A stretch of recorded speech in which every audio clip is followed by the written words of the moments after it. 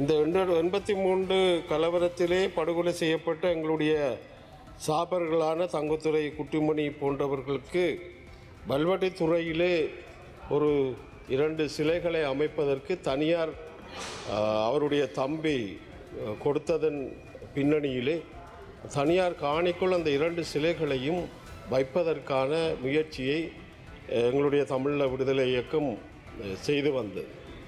நேற்றைய தினம் போலீசார் அதை நிறுத்த வேண்டும் என்ற ஒரு கோரிக்கையை விடுத்திருக்கிறார்.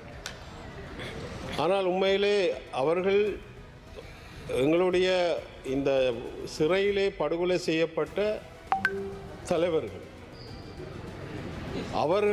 அவர்களுடைய சிலை வைப்பதற்கு ஏன் தடை?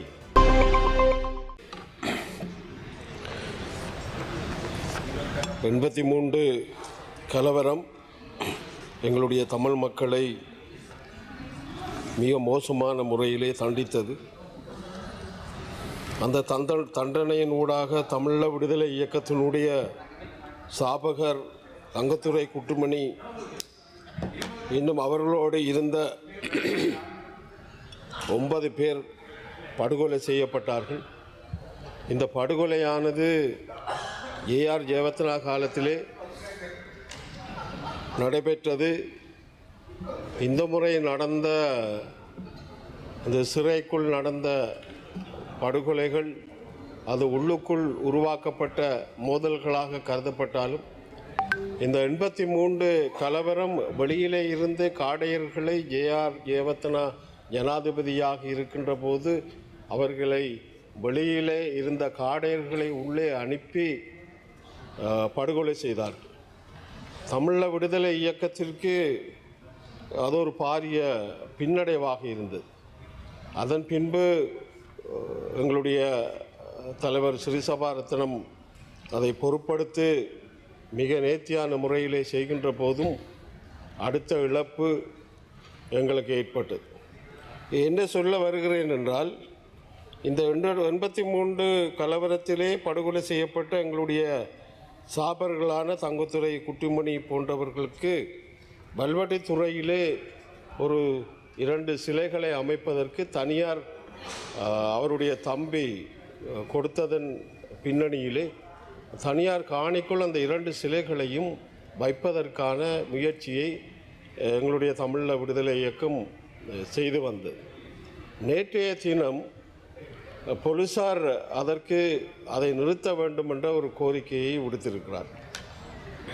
ஆனால் உண்மையிலே அவர்கள் எங்களுடைய இந்த சிறையிலே படுகொலை செய்யப்பட்ட தலைவர்கள்,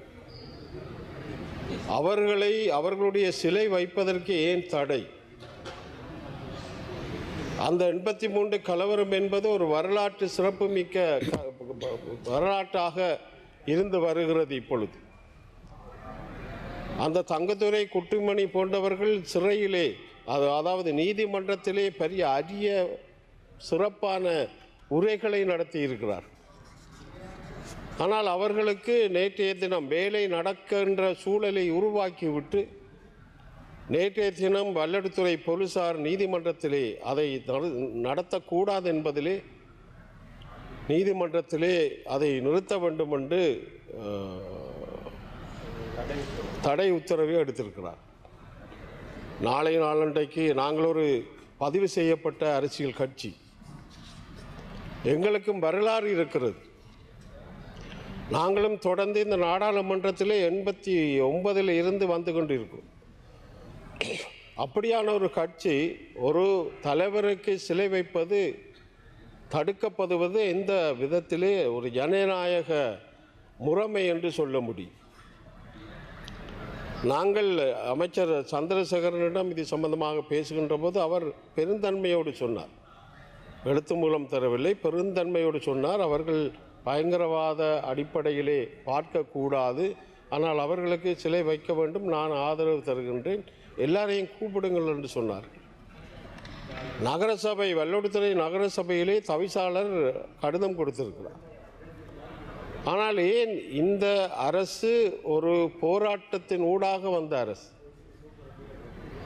இன்றைக்கு இந்த அரசினுடைய தலைவர்கள் படுகொலை செய்யப்படுகின்ற நிலையிலே இந்த அரசு ஒரு இயக்கமாக செயல்படுகின்ற போது இன்றைக்கு இந்த அரசினுடைய செயல்பாடுகள் ஏன் இப்படி அமைய வேண்டும்? அங்கே இருக்கின்ற வல்வடித்துறை தலைமை போலீசாரிடம் பேசுகின்ற போது நீங்கள் செய்யுங்கள், பிரச்சனை ஒன்றுமில்லை, ஏனைய புலனாய்வுத்துறையினர் இராணுவமாக இருக்கலாம், ஏனைய புலனாய்வுத்துறையினரும் வந்து விசாரித்து விட்டு செய்யுங்கள் என்று சொன்ன பிறகு இந்த அசம்பாவிதம் நடந்திருக்கிறது. நான் இந்த அரசாங்கத்திடம் கேட்கின்றேன், அவர்கள் வன்முறை மீது காதல் கொண்ட மனநோயாளிகள் அல்ல என்ற அடிப்படையிலே வாழ்ந்தவர்கள்.